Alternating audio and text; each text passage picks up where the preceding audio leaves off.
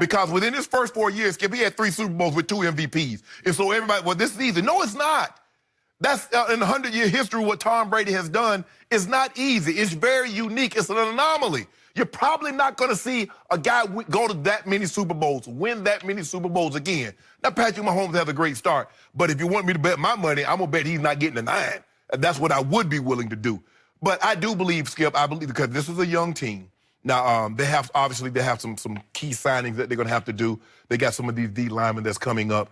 But I believe, Skip, I think I like his presence, his pocket presence. But he's just going to have to get a little more fielded, Skip. He's going to have to, the moment I thought yesterday, and you saw this, you mentioned it earlier, I thought he started to tense up a little bit. He started to aim the football instead of just throwing, just let it rip.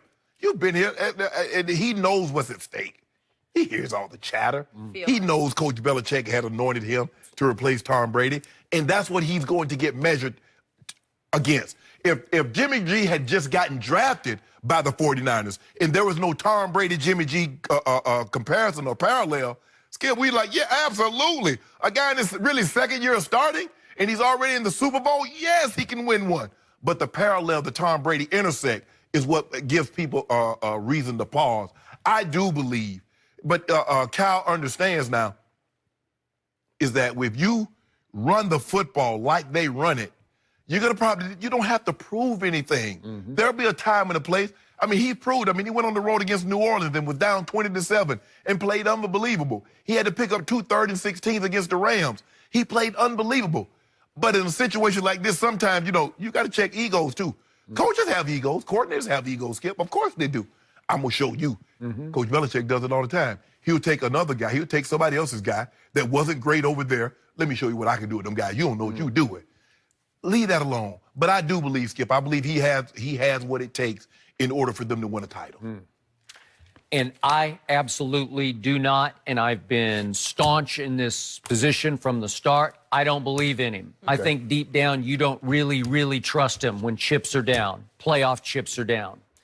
So I start my argument by, I looked this back up. I saw an item in one of the Bay Area newspapers back in August, and it made the point that the 49ers can cut Garoppolo and his huge contract just 2 years in and leave only $4.2 million in dead money on their cap. So they have an escape hatch here that they can take if they so choose, because when they gave him his money, he was still wildly unproven. We'd seen little blips at New England that looked pretty good. And then he'd been hurt for the year, as you know.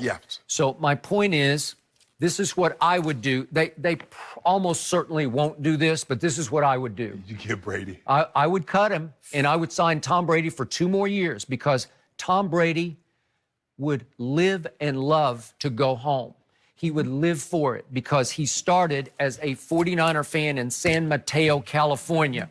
And he posted a great picture when Candlestick Park closed. He was at the Dwight Clark, Montana to Clark catch game. There it is right there. That's 4 years old. That's Tom at 4. And that was early 1982. And I was there up in the press box, and he was there down. It looked like they had pretty good seats. Yeah.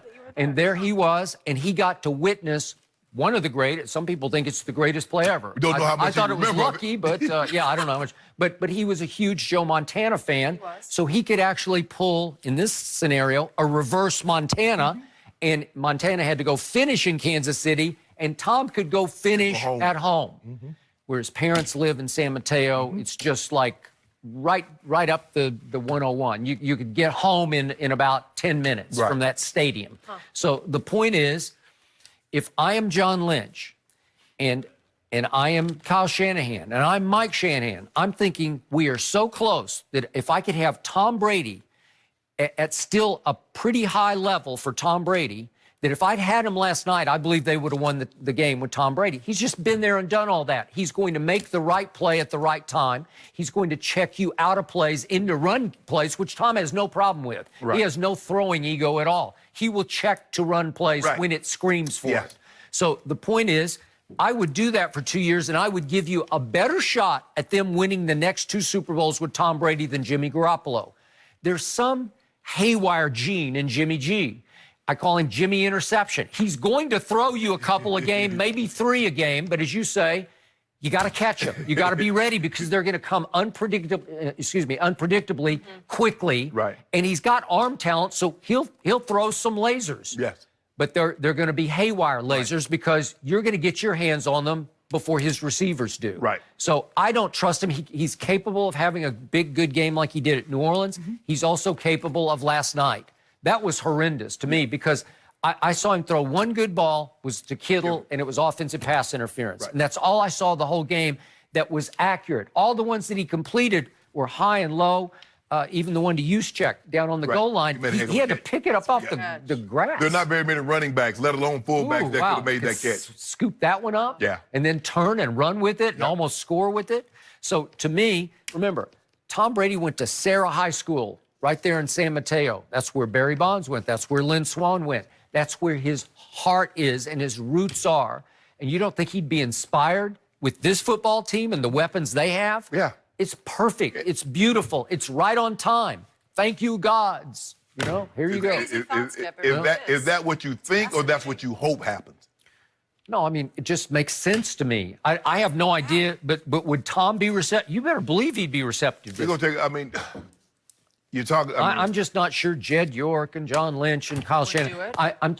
It would be a huge plunge to take, and you would have to trust that Brady has that much. He's got 2 high-quality years left, and I believe that with all my heart and soul. And then, after those 2 years, where do you go? Okay, you have those 2 kids behind that, Nick Mullins and C.J. Beathard, and I've seen both of them play pretty well. Right.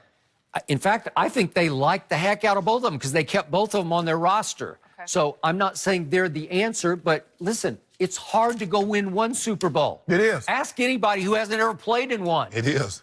And if you ask Kansas City, after it took them 50 years to get back. 50 years, that's touche, bingo, there you go. So if you have a really good football team on the verge, and I don't see them, their offensive line's a little aging maybe, but still, I think they're on the verge. I think they got talent everywhere. And with a weapon like Debo emerging and Mostert emerging, and Emmanuel, and Emmanuel Sanders. They're going to re-sign. They're going to see after whether or not they're going to re-sign Emmanuel. But they got a nice running game. Coleman is under contract. I don't know Mostert's status. But the offensive line is solid. Defensive line is the defense. They're a young, talented football team. They are. They have all the makings. And that's the question. I believe they can win with him. But I'm sure Kyle Shanahan, they're sitting down this morning. Okay. Because if you go forward with Jimmy G, because you say, look at the upside, look at the arm talent, look at the physique, look at his athletic ability. Right. How many sleepless nights do you want to have to endure? Because it's going to be a bunch of them. And if you make it to next year's playoffs, you're going to go into your first playoff game thinking, which Jimmy G am I going to get today? The good one or the really bad one? Can we get away today with him throwing only 8 passes? Skip, there's only a handful of quarterbacks that once you make the playoffs, that the head coach sleep easy at night. Yep. Because that's a whole different ball game. Those emotions come, and you never know. I mean, obviously your Tom Brady's and your Breezes and your Mahomes, but there are only a handful of them that can handle that. And Jimmy G, until he does it on a consistent basis, but like I said, Skip, and we talked about it all year. I said if they don't win it, it's going to be because of him. He's the weak link. He's the weak link. Here we are. He's a turnover machine. And I'm like, bro. There you go. You should not be a team that can run the football like that. Yep. Kind of like Lamar Jackson. Look at Lamar Jackson's interceptions compared to his. One was number 1, the other's number 2. You shouldn't have double the amount of interceptions when you're the second best running team in football because you're going to have guys running scot-free. I just wouldn't do it. You're too close, you're too good, and it's too much of a fairy tale story. And you want to re-inspire Tom Brady after what he's been through with Bill Belichick, put him in that scenario, and you're going to get how much is it going to cost him?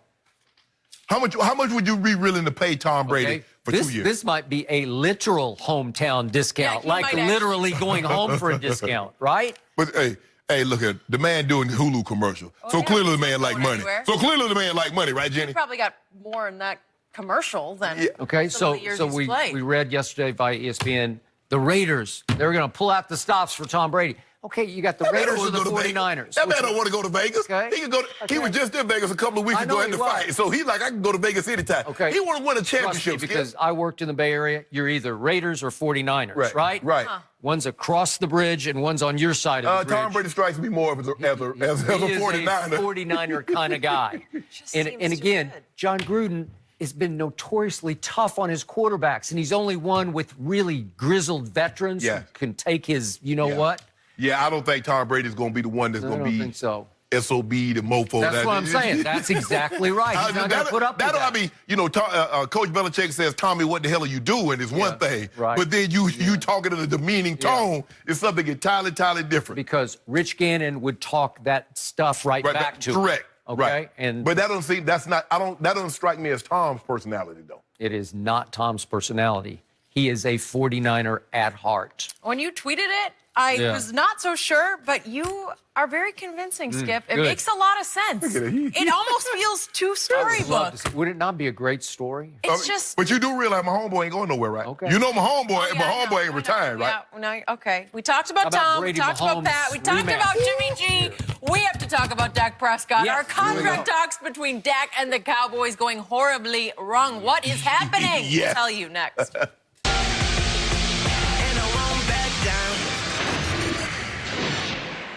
Hi guys,